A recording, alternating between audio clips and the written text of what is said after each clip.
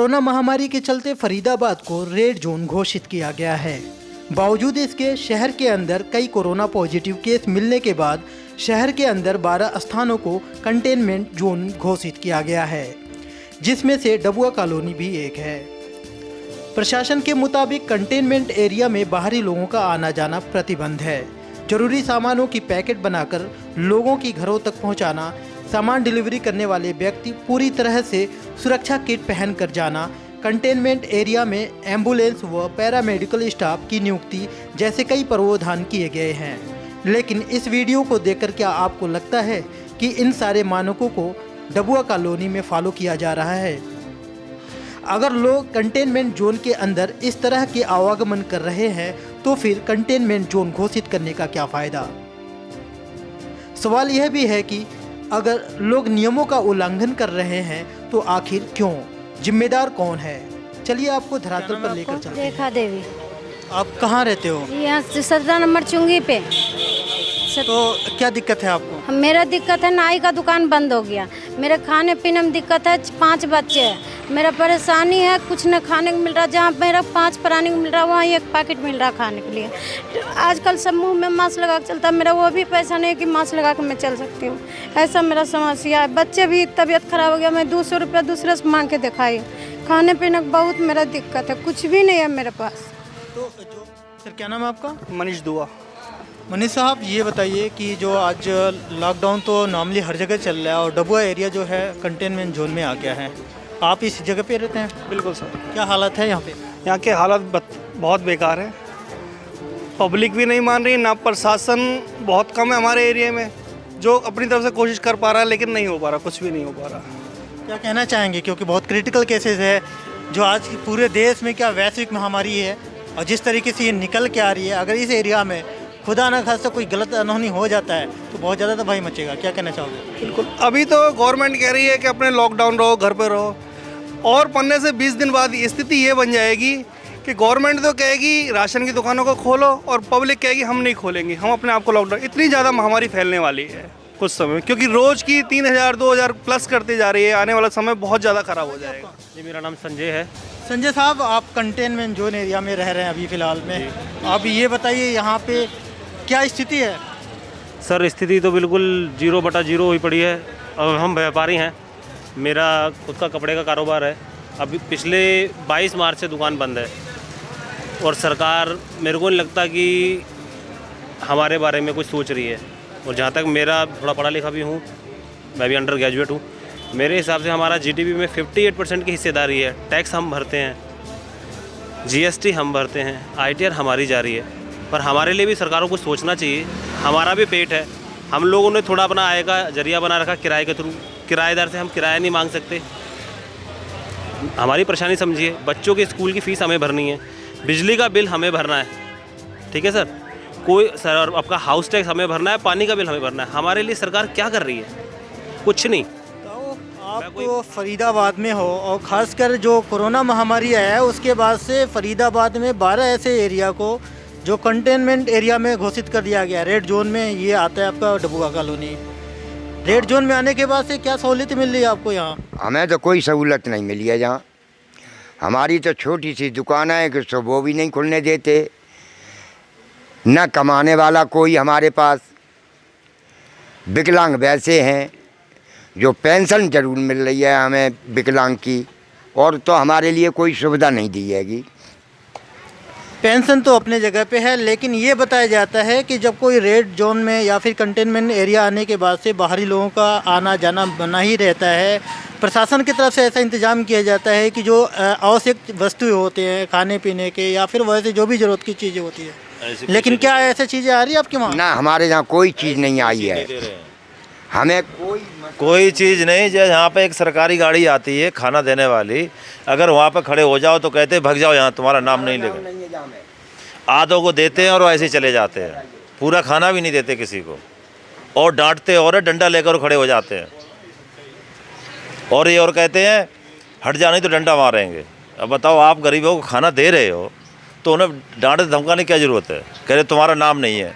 कभी कहते हैं डीसी के पास जाओ, कभी कहते हैं कि उसके एमएलए के पास जाओ, लिखा के लाओ। क्या समझाओ? उनके पास जाओ कहते कि हमारा क्या मतलब है इस चीज़ से। यहाँ भाई ना तो कोई खाना दे रहा है, ना कोई वस्तु, ना कहते हैं कि दाल मिल रही, ना दाल मिल रही, ना तेल मिल रहा, ना डिपो वाले बजाओ, डिपो वाले कहते तुम्हारा यहाँ राशन कार्ड है, तुम्हारा है ही नहीं, हमने काट दिया है। यहाँ कोई सुविधा नहीं है। अभी आप फिलहाल देख सकते हैं कुछ और भी लोग हैं, और ये खासकर बैठने का जो पर्पज़ है यहाँ पे, ये इस तरीके से बैठने का कोई ख़ास पर्पज़ नहीं है, लेकिन जब ये इस एरिया के रहने वाले लोग हैं तो इनको भी कहीं ना कहीं तकलीफ़ होती है जब अपनी मूलभूत सुविधाओं से महरूम होना पड़ता है। और भी लोग हैं तो हम इनसे जानते हैं कि जो ये समस्या निकल के आई है लॉकडाउन में या फिर रेड जोन जो घोषित हुआ है उसके बाद से, किस तरीके से समस्याओं का सामना कर रहे हैं ये लोग। और भी लोग हैं, इनसे पूछते हैं कि क्या मामला है, क्या हो रहा है प्रशासन की तरफ से। क्या नाम है जी सर? मेरा नाम सतबीर है जी। जी सर, आपका ये जो एरिया है डबुआ कॉलोनी, ये कंटेनमेंट जोन में है। यहाँ पे प्रशासन की तरफ से सख्त हिदायत है कि बाहरी लोगों का आना जाना बंद है।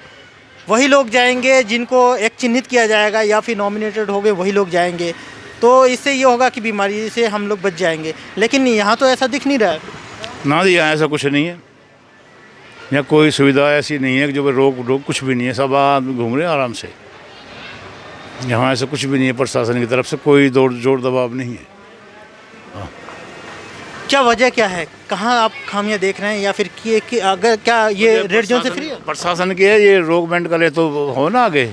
हाँ, अब ये कुछ करते नहीं है तो लोग तो घूम ही रहे हैं सारे, ऐसा कुछ नहीं है। ललित सर, ये जिम्मेदारी आप पे भी आता है, खासकर इस एरिया से एक दो बार देखा जाए तो पीछे आप राजनीतिक तौर पे भी आप यहाँ से इस जगह से चुनाव भी लड़ चुके हैं, और जिम्मेदारी भी बनती है आपकी कि कंटेनमेंट जोन आने के बाद से क्या पालन हो रहा है। लोग बहुत तरीके से यहाँ पे ओपन है, घूम रहे फिर रहे, अपना काम भी कर रहे हैं, तो बीमारी कैसे जाएगी यहाँ से? देखिए, सबसे पहले तो मैं आपका धन्यवाद करता हूँ PNN चैनल का, आपका साथियों का, कि आपने इन लोगों की आवाज़ को उठाने के लिए यहाँ पर एक सशक्त माध्यम मुझे उपस्थित करवाया, इसके लिए आपका धन्यवाद। आदरणीय मित्र, यहाँ पर माननीय उपायुक्त महोदय के आदेश अनुसार 2 तारीख से ये रेड जोन तो सारा फरीदाबाद ज़िला है, और रेड जोन के अंदर उन्होंने 12 अलग अलग स्थानों को चिन्हित, कॉलोनियों को, सेक्टर्स को, गाँवों को चिन्हित किया था कंटेनमेंट जोन के अंदर। और कंटेनमेंट जोन जो है वो है जहाँ पे अति संवेदनशील मामले हैं, जहाँ पर कोरोना के जो पेशेंट्स हैं वो पाए जा रहे हैं। और जैसा कि अभी आप जाएं यहाँ पर मार्केट के अंदर, कंटेनमेंट जोन का अर्थ है कि यहाँ पर असाधारण परिस्थितियाँ हैं, यहाँ पर कभी भी बीमारी महामारी के रूप में फैल सकती है। लेकिन आप यहाँ पर जाएं और देखें कि मुझे तो ऐसा लगता है कि सरकार ने इस एरिया को कंटेनमेंट जोन घोषित करके और अपनी जिम्मेदारियों से पल्ला झाड़ लिया कि जो लोग हैं ये अपनी बला से मरें या जिए। हमने कल को अगर परमात्मा ना करे, मैं ईश्वर से प्रार्थना करता हूँ कि सब मेरे साथी भाई स्वस्थ रहें। लेकिन मुझे ऐसा लगता है कि जो प्रशासन का यहाँ पे इसके प्रति दृष्टिकोण है, इस एरिया के प्रति, मैं समझता हूँ उन्होंने इसको कंटेनमेंट जोन घोषित करने के बाद में इन लोगों को ऊपर वाले के रहमो करम पर छोड़ दिया। आप यहाँ पर देखिए, इस समय जाकर पूरी मार्केट में जैसा आम दिनों में होता था जब इस बीमारी का नामो निशान भी नहीं था, उससे कहीं ज़्यादा जो दोपहर को लोग होते थे आज इस समय है। मैं प्रशासन से मांग करता हूँ आपके माध्यम से कि यहाँ पर आएँ और सोशल डिस्टेंसिंग का पालन करवाने के लिए यहाँ पर व्यवस्था करें प्रशासन की तरफ से, नंबर 1। नंबर 2, ये जो लोग यहाँ पर बाहर से आ रहे हैं, इन लोगों की मजबूरी भी है। इनको 45 दिन 50 दिन घरों के अंदर बंद होते हुए रह गए। इनको जब सरकार के द्वारा लेने के लिए तो सारी चीज़ें हैं, आप बिजली बिल आप माफ़ नहीं कर रहे, हाउस टैक्स इनका आप माफ़ नहीं कर रहे, स्कूलों के जो बच्चों की फ़ीसें हैं वो आप माफ़ नहीं कर रहे। जहाँ लेने की बात है वहाँ तो इनसे सारी चीज़ें आप ले रही हैं सरकार, लेकिन जहाँ देने की बात आती है तो ये जो एरिया है ये मिडिल क्लास और लोअर मिडिल क्लास के एरिया का, लोगों का एरिया है। और यहाँ पर बहुत सारे मजदूर भाई हैं जो यहाँ पर रहते हैं। यहाँ पर अभी तक पिछले 45 से 50 दिनों के अंदर कोई भी व्यवस्था प्रॉपर राशन बांटने की नहीं करी गई है। मैं आपको बात बता दूं, जैसा कि माननीय मुख्यमंत्री जी ने कहा था कि हम प्रत्येक राशन कार्ड पे, चाहे वो हरा हो, सफ़ेद हो, गुलाबी हो, पीला हो, हम सबके ऊपर राशन देंगे। लेकिन यहाँ पर हरे राशन कार्ड के ऊपर किसी को भी अभी तक एक दाना नहीं दिया गया है। यहाँ पर जो, जैसा कि अभी मैं यहीं पे था, ये साथी हैं हमारे यहाँ पर सज्जन हैं, ये बता रहे थे कि भाई इस जगह पे राशन लेके गाड़ी आती है। मैं आपको बता देना चाहता हूँ मैं कि आधे लोगों को तो मिलता ही नहीं है और जिन लोगों को मिलता है उन लोगों को 2 पूरी और इतनी सी दाल पूरे परिवार के लिए। अब मेरे को आप बताइए, जिस परिवार के अंदर जो 10 सदस्यों का, 5 सदस्यों का, 6 सदस्यों का परिवार है, क्या उसके अंदर मात्र 2 पूरी और 1 कटोरी सब्जी की पूर्ति हो जाएगी? सरकार को मानवीय संवेदनशीलता का परिचय देना चाहिए।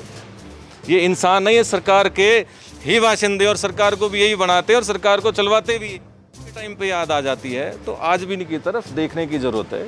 ये असाधारण परिस्थितियाँ हैं। जिस तरीके से आप बातों को आपने बयां किया है, वो इस तरीके से हालात यहाँ पे तो बना हुआ है, लेकिन मैं आपसे जानना चाहूँगा कि जो अगर पालन नहीं हो पा रहा है तो इसमें किसकी खामियां नज़र आ रही है? क्योंकि आम जनता है वो निकल के अपनी ज़रूरत के लिए आ रही है बाहर, और अगर ये बाहर ना निकले तो शायद ये परेशान और इनकी परेशानी बढ़ता जाएगा।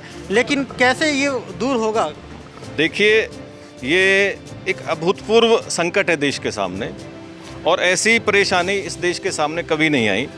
हमारे देश ने 3 युद्धों को झेला है, सन 62 में, 65 में, 71 में, लेकिन इस प्रकार के मार्केट बंद करने के, देश बंद करने के हालात तब भी नहीं आए थे।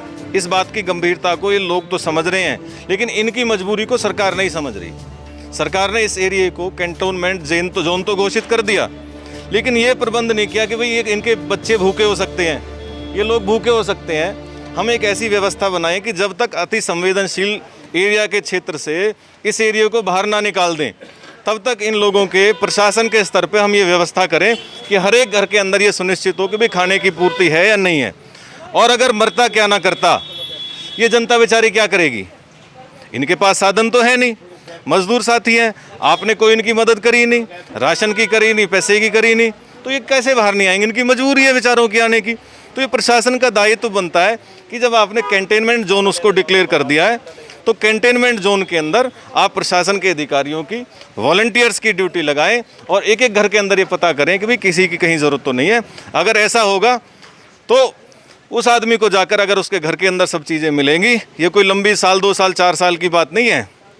ऊपर वाले पे भरोसा है, महीने 2 महीने में, इससे 20 दिन में कुछ परेशान हो लिए, कुछ और सह के इससे पार पालेंगे। लेकिन जब इनको कोई राहत नहीं मिलेगी तो इनकी मजबूरी हो जाएगी आने के लिए। तो मेरा प्रशासन से ये विनम्र आग्रह है कि इनकी जो समस्याएं हैं उनकी तरफ तुरंत ध्यान दें और इन लोगों को भगवान के रहमो करम पर ना छोड़ें। ये सरकार का दायित्व है कि इस बीमारी के और इस संकट के समय में इन आदमियों की तरफ ध्यान दें और यहाँ ऐसी व्यवस्था बनाएं, क्योंकि ये एरिया इतना घनी ज़्यादा आबादी वाला है। अगर यहाँ पर बीमारी फैल गई तो हालात को संभालना सरकार के लिए मुश्किल हो जाएगा।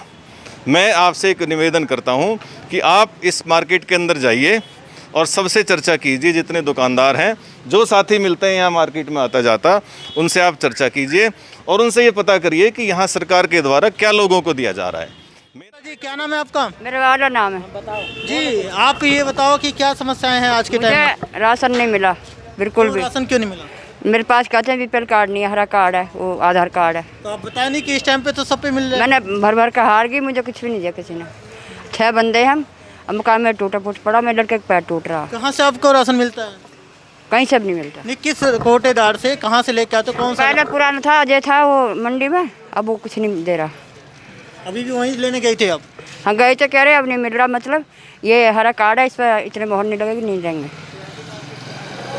क्या कहना चाहोगे प्रशासन से? क्योंकि मुझे राशन मिले, गरीबी मतलब हाल है हमारा, मैं झाड़ू पोछा करती हूँ, ठीक है। लड़के का मेरा पैर टूट रहा, ये पीछे मकान है मेरा, उस पर चद्दर नहीं है, चद्दर पड़ी है टूटी फूटी, गेट नहीं है। मेरी बड़ी बड़ी 2 पोती हैं, 1 पोता, बेटा का पैर टूट रहा।